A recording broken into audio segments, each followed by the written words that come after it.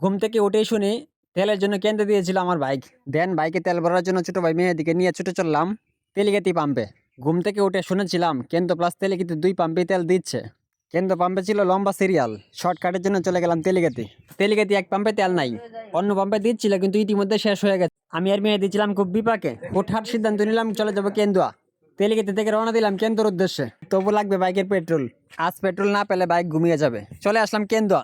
কেন্দ্র এসে দেখি সাতপাড়া মোড় থেকে সেই লম্বা সিরিয়াল। প্রচন্ড রোদ্রে অনেকক্ষণ দাঁড়ানোর পরে পেটে লাগছে ক্ষুধা। খেয়ে নিলাম কেক।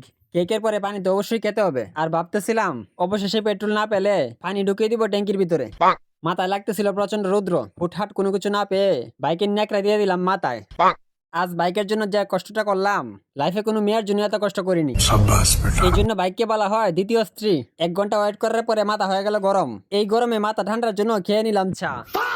Relax, relax. অবশেষে 2 ঘন্টা ওয়েট করার পর পেট্রোল পেয়ে গেলাম, আলহামদুলিল্লাহ।